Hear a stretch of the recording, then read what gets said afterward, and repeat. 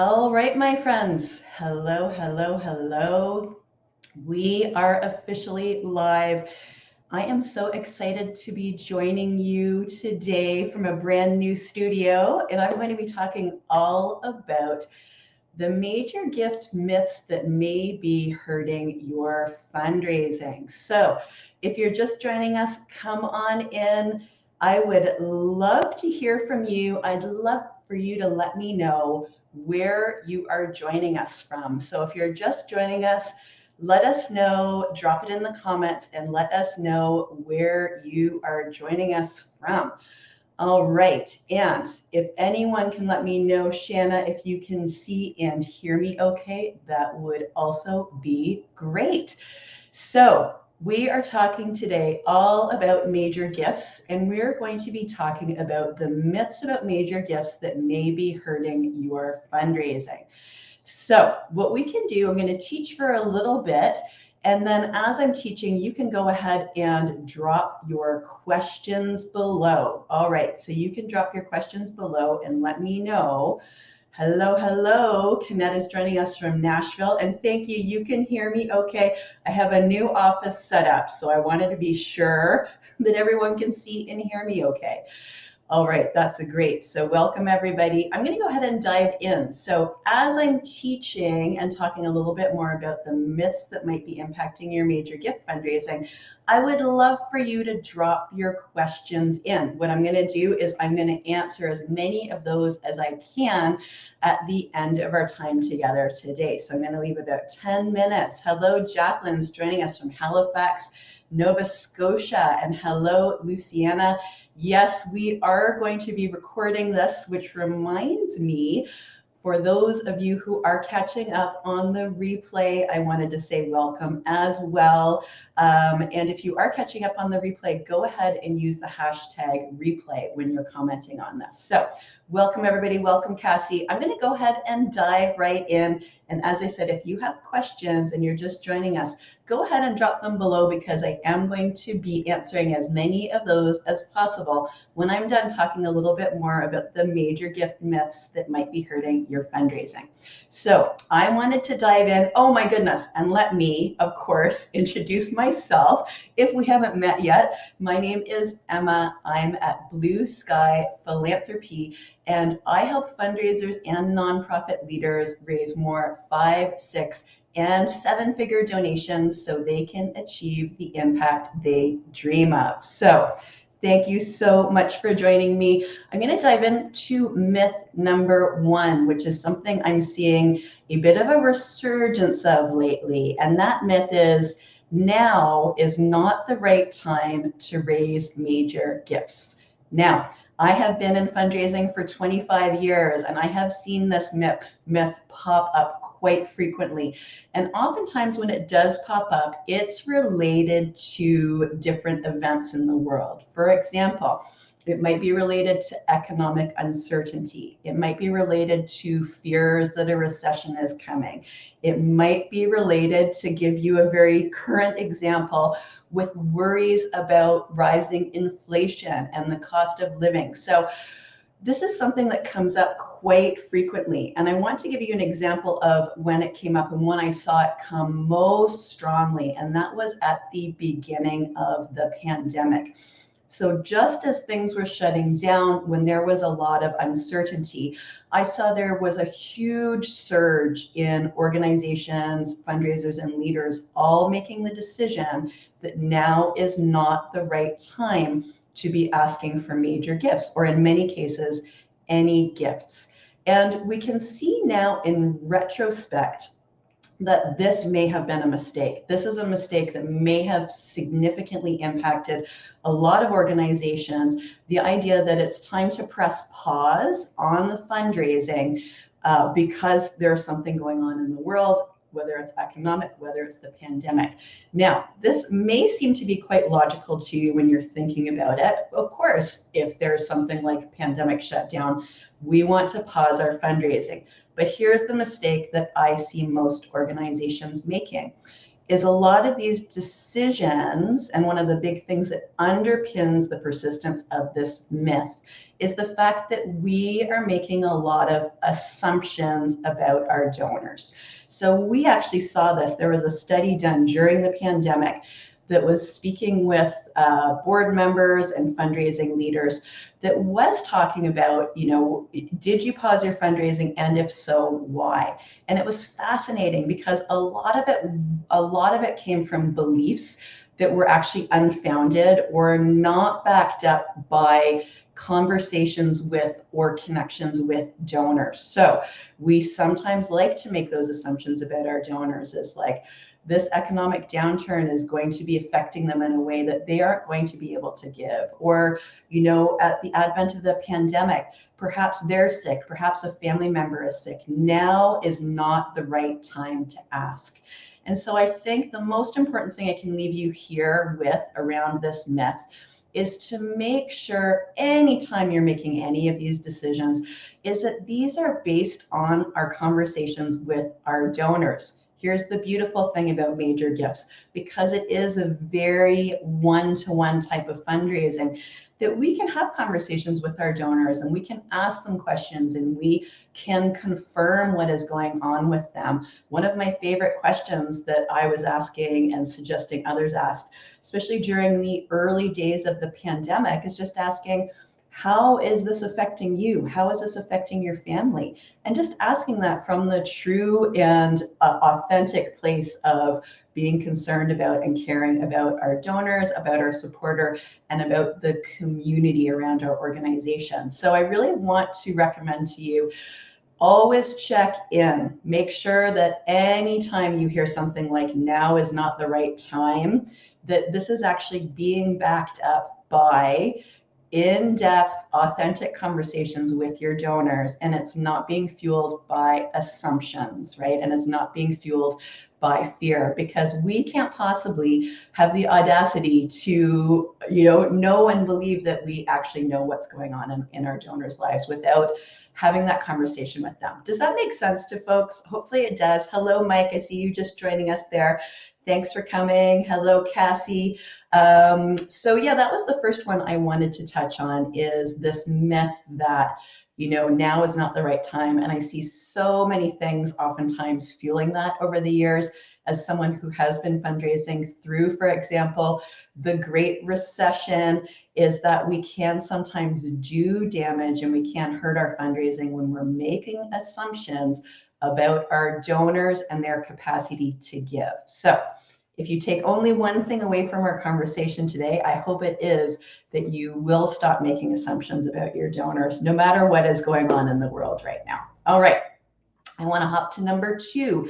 Myth number 2. So myth number 2 is major gifts aren't for my organization. And I'm going to give you an example of one case of this I hear very often. But I actually want you to do a little exercise for me first. I want you to finish this sentence. Major gifts aren't for me or my organization because, and I want you to finish that sentence. If you're brave, you can go ahead and drop it in the comments. You could just jot it down for yourself, but I want you fill in the blank there with whatever comes to mind for you, because that can be very, very telling. All right, so I want you to finish that sentence. I sometimes feel like major gifts aren't for me or my organization because, fill in the blank, and I'm going to share with you a very common example of this. And that example is, major gifts aren't for our organization because we're too small, right? I hear this very frequently. We're just too small to raise big gifts. And I want to challenge you there, and I want to challenge that assumption as well. And I want to keep focusing on this idea is that we're too small to raise major gifts. I think there's a lot of misconceptions out there that major gift fundraising is exclusively the territory of very large organizations with teams, with specialists that all are experts in major gifts, okay? And I want to tell you that that is not the case. Granted, they may be better resourced than you, and this can be a significant challenge for sure. But I want to share with you something I've observed over the years. And that is, if you are a small organization, that can actually be a very unique selling point to major donors. Here is another factor that I think will work in your favor if you are a smaller shop. For many big organizations, especially if you're located in a large urban center like me, many very large organizations in my area, their idea of a major gift may actually not start until, say, at least $100,000, sometimes even higher.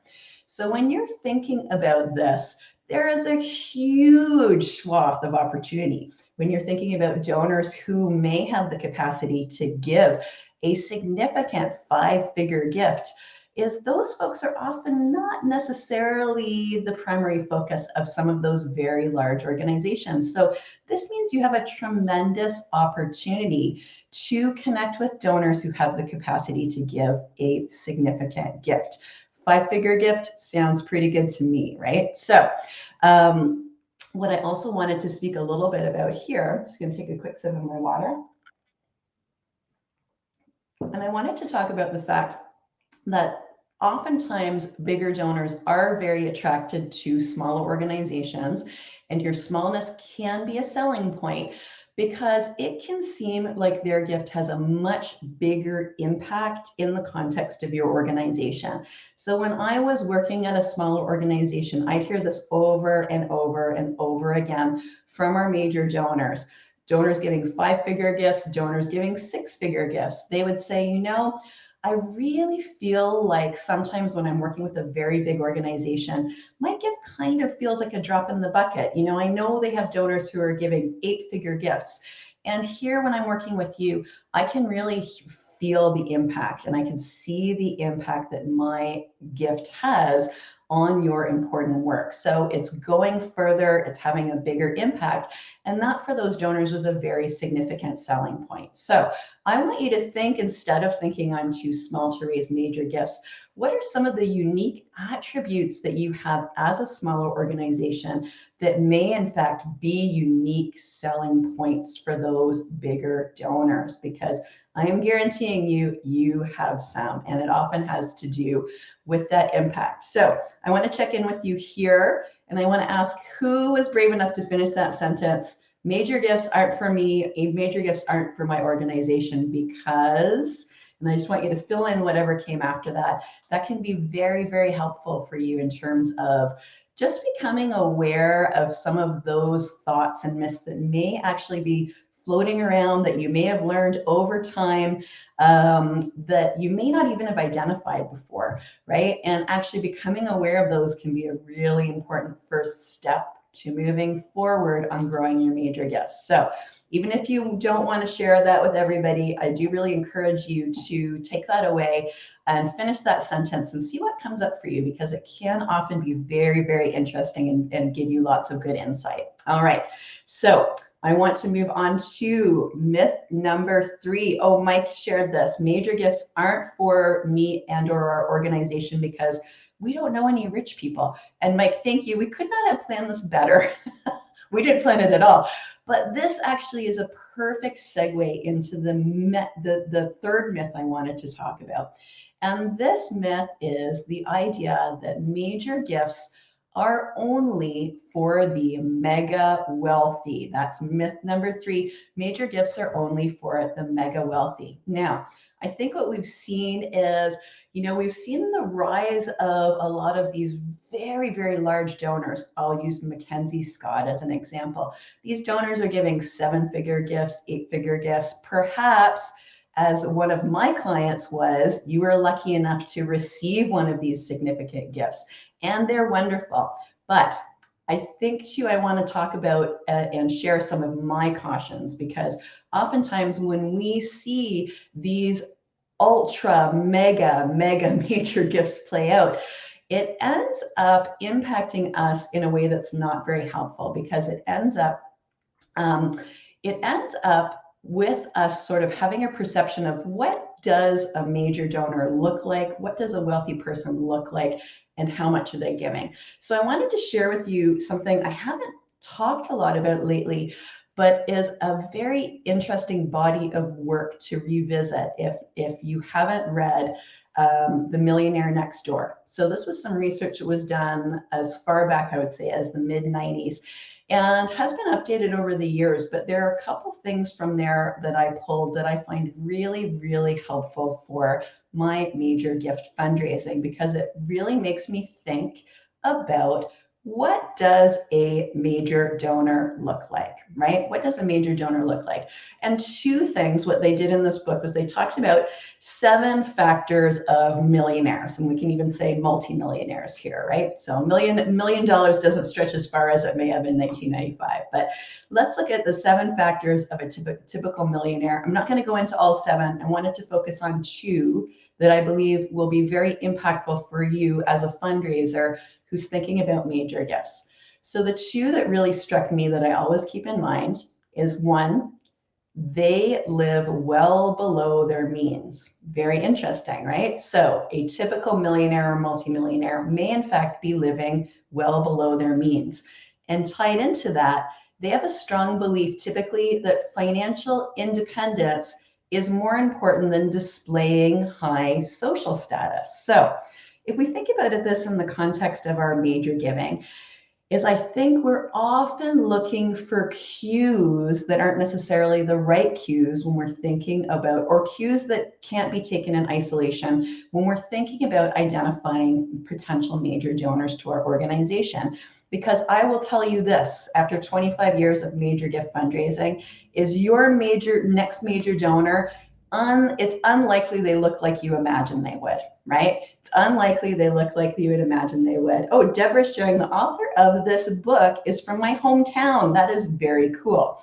And taught at my former employer. So Deborah, you're probably quite familiar with this work and how helpful it can be to bring into your major gift fundraising. Because I think the biggest takeaway for me is that sometimes we're looking for the wrong cues, right? And I'm going to be sharing what cues we should be looking for instead.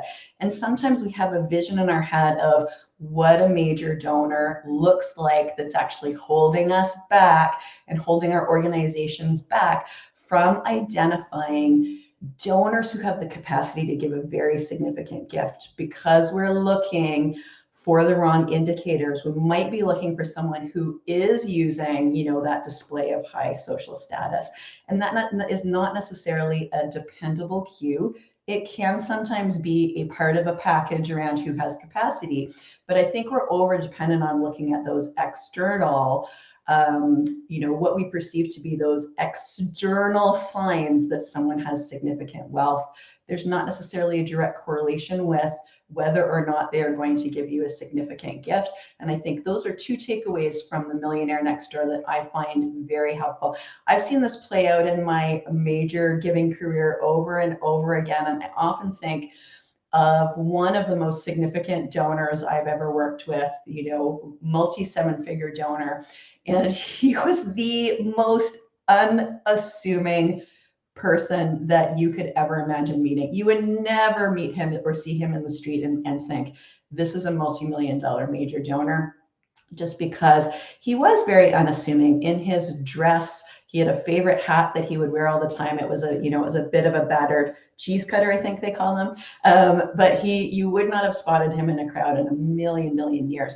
So I often think of him when I think of, what does a major donor look like, and how far he was from the vision we often have of what major donors look like, and the fact that he, was such a significant donor to this particular organization. So I'd love for you to take that away. Deborah, thank you. William Danko, PhD, is the author of The Millionaire Next Door.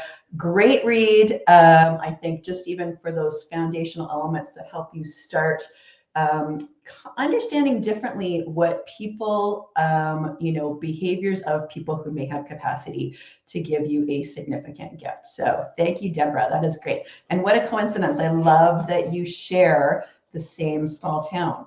That is very cool. Now I'll ask you this. Have you ever had the chance to meet William? I know he worked with the team as well to do this. That would be really cool. So let's talk a little bit. We've already established we're not necessarily looking for all the bling and all the sort of status objects when we're thinking about those donors who do have capacity to give.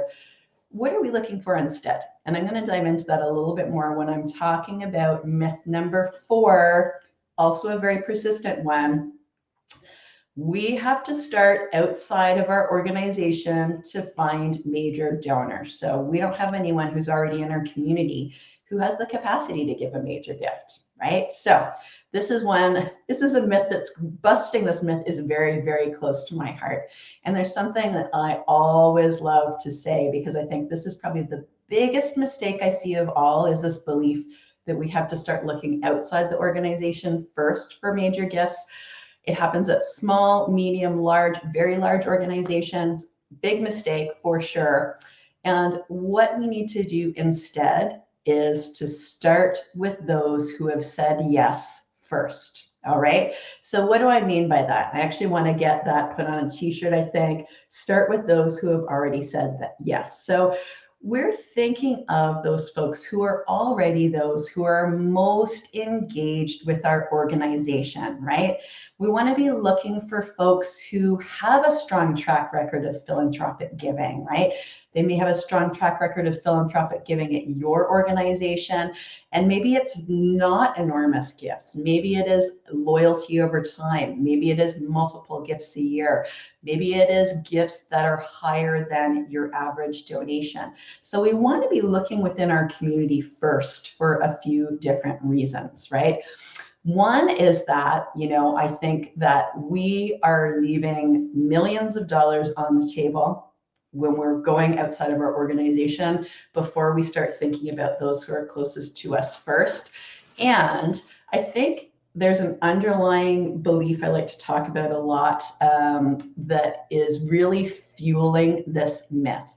And that is that we have thoughts and beliefs about what makes a big donor and what makes a small donor. And one of my favorite myth-busting questions or statements of all is, there is no such thing as a big or a small donor. Now that, if you have not heard me say that before, that sometimes makes people do a bit of a double take, right? It's like, well, if we're talking about major gift fundraising, of course there's such a thing as a big or a small donor. But let me explain a little bit more about what I mean by that.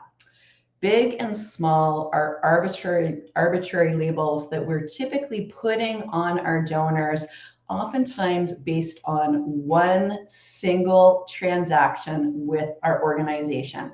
So let's say a gift comes in, we qualify it as small, and that donor becomes labeled as a small donor, say in our database. So I want to be clear here that I am definitely a fan of strategically segmenting your donor data.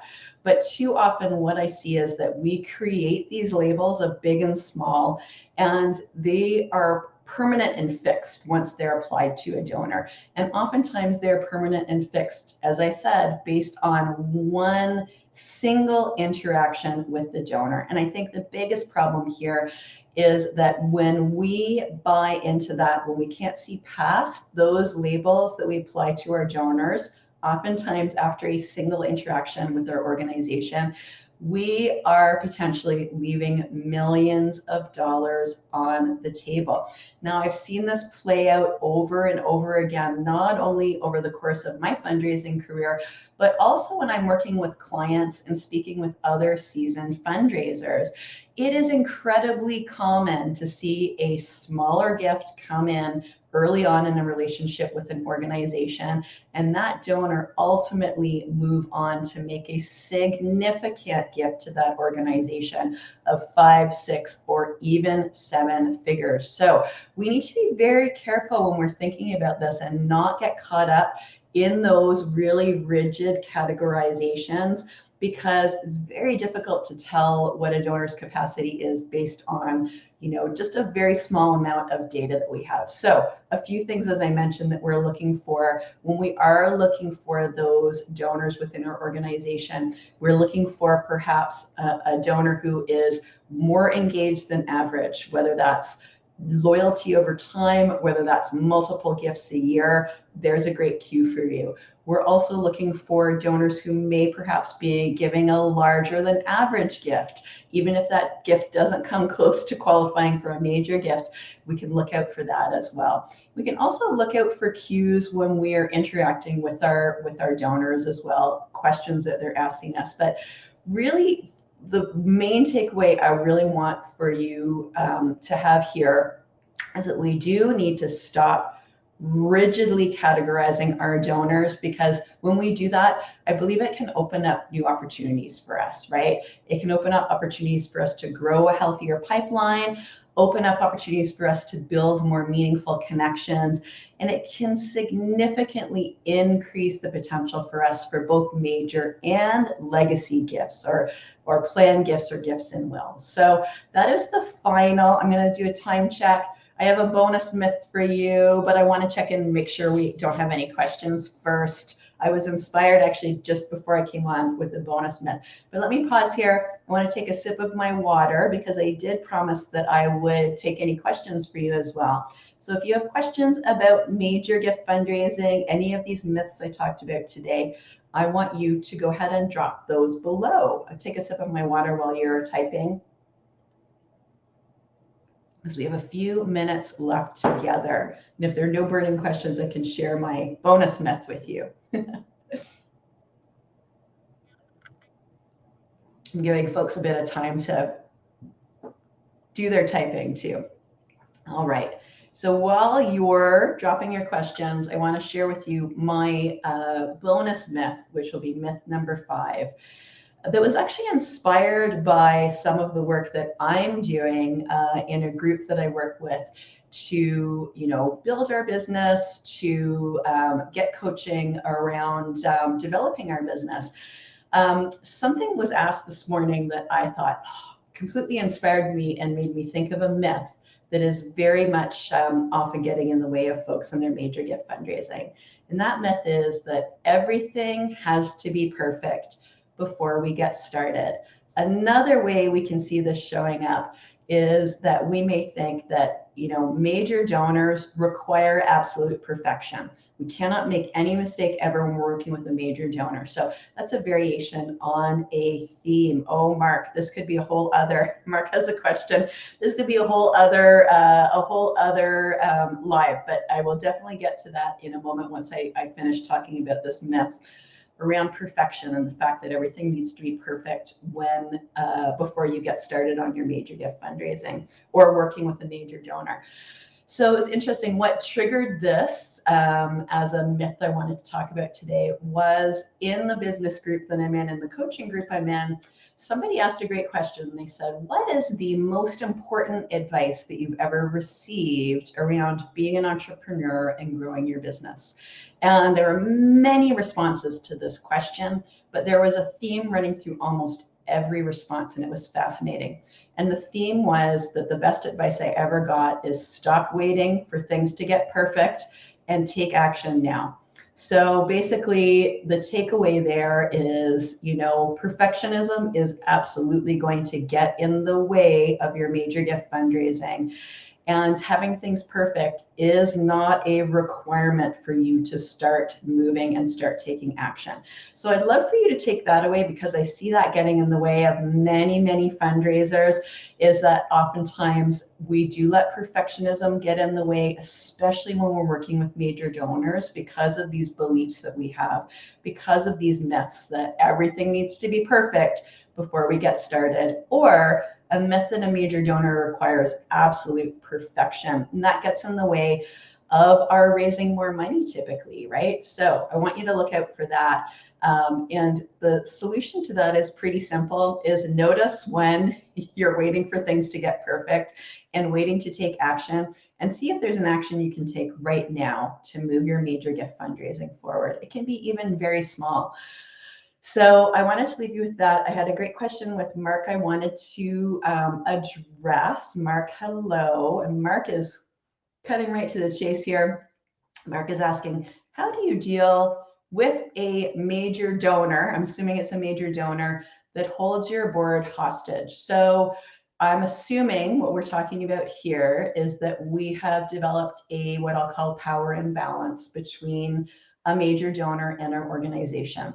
And this is something that's very common and very interesting that you raised this, Mark, because I believe it is a significant barrier that holds a lot of organizations back from raising major gifts.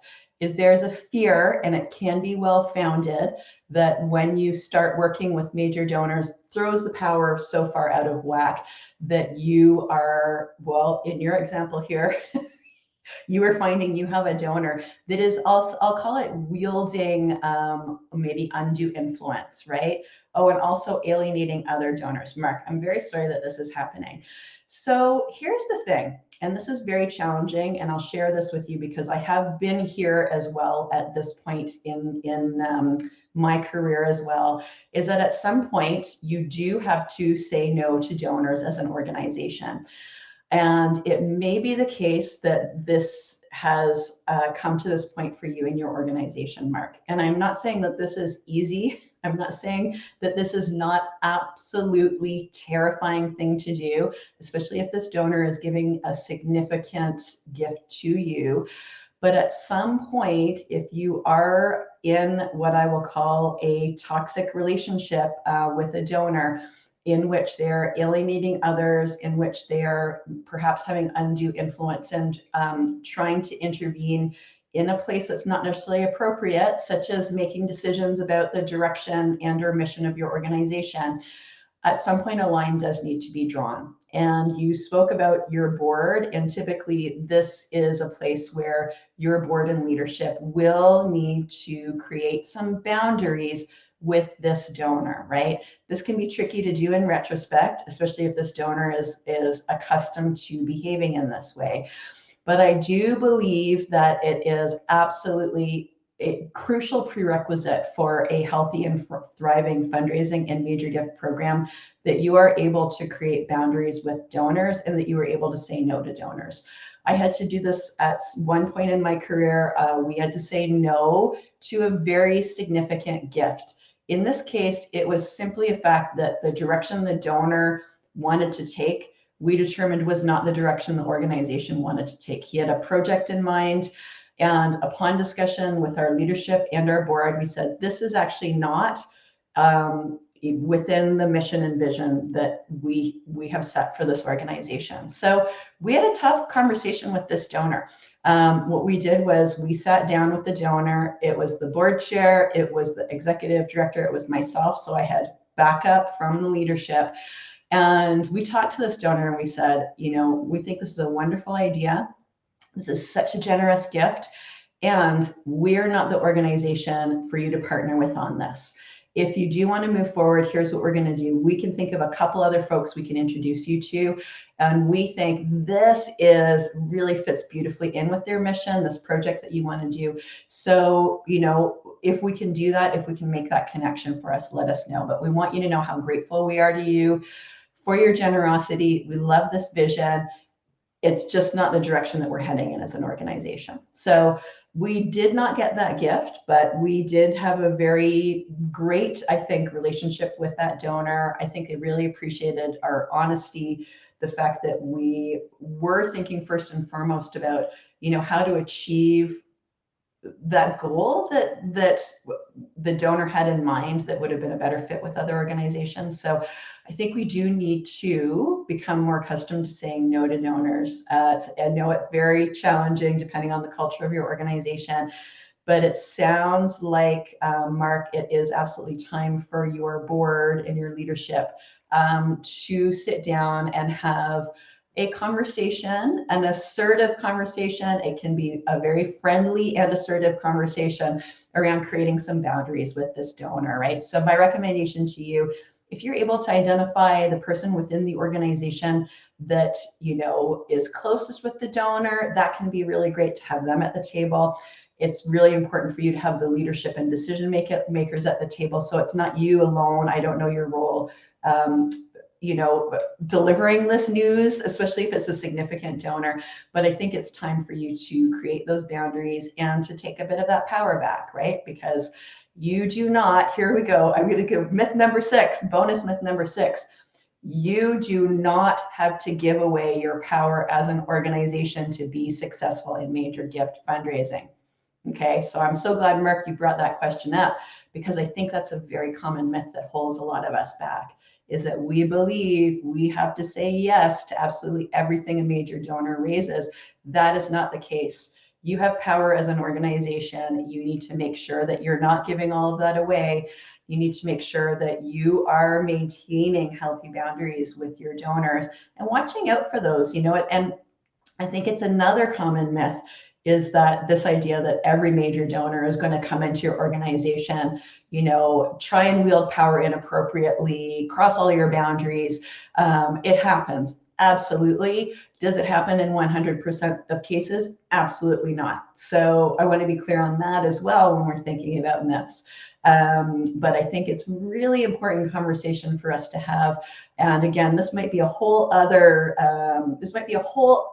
live topic. So I think it's very interesting just thinking about how ensuring that a healthy power balance is maintained when you're major gift fundraising, because that can live in all sorts of places in the organization, including in your gift acceptance policies, your processes, your procedures. So great question, Mark. Thank you for asking it. And I recognize it's not as easy as just doing all of what I've suggested, but I think that may be your challenging next step, is to make sure that you're sitting down with this donor and just reestablishing some healthy boundaries, because it sounds like that relationship has gotten out of balance. It sounds like it has gotten some toxic attributes. And let's see how we can kind of bring this back into a bit more balance, right? Because I think balanced relationships with our major donors are important. One of the things we need to remember when we're coming to the table with our donors is that we have so much to offer as organizations, right? That's why we want to partner with them. They can't achieve the change they want to see in the world alone, right? So I want you to be thinking about that, as well as like, what are we bringing to the table? So much expertise, so much opportunity for this donor to partner with you. So I really want you to be thinking about that, as well as just recognizing the assets that you have as an organization, recognizing the expertise you have in the organization, recognizing the clout you have as an organization, even if you are smaller, and making sure that we keep an eye out for those relationships that can sometimes get out of balance. So hopefully that's helpful. You kind of inspired me. I think there needs to be a whole second discussion on this topic that maybe focuses on that. But with that, I will leave you, because I've gone a little bit over time, but I want to say thank you so much for joining us. If we're not keeping in regular touch and you're really interested in growing major gift fundraising at your organization, I want to share with you a great free resource. I've put together some of my favorite tips and advice for you around growing your major gift fundraising in my blueprint for major gift success. It is a free resource for you, and it's available at my website, which is 𝗕𝗏cie_philanthropy.com. You can find it at /blueprint. If that was too much to catch, you can also, if you're watching this on LinkedIn, just click on my profile. You'll see all that information in the photo and my header as well, how we can stay in touch. And a great way to stay in touch is also make sure you follow me, and I am on here really regularly. Thank you so much, Jacqueline. Thank you for joining us. I'm so glad that you enjoyed this and found it helpful. All right, my friends. And I will close by saying that I am aiming to be doing this at least monthly. So make sure that you stay in touch and look out for these upcoming trainings and Q&A sessions. And I'll be coming to you live at least monthly. Thank you so much, Shanna, who is just sharing the free blueprint for major gift success. That is 𝗏𝗏𝗏philanthropy.com/blueprint. All right, my friends. I hope you found this helpful, and I hope you're able to take something away from today and be inspired to go out there and take action on growing your major gift fundraising. Don't let perfectionism get in the way. Make a commitment to yourself to take an action today or before the end of the week to grow your major gift fundraising, because it is absolutely possible for you. All right, with that, I'm going to wrap up. Hopefully we'll see you again soon. And thank you so much for taking the time to join us.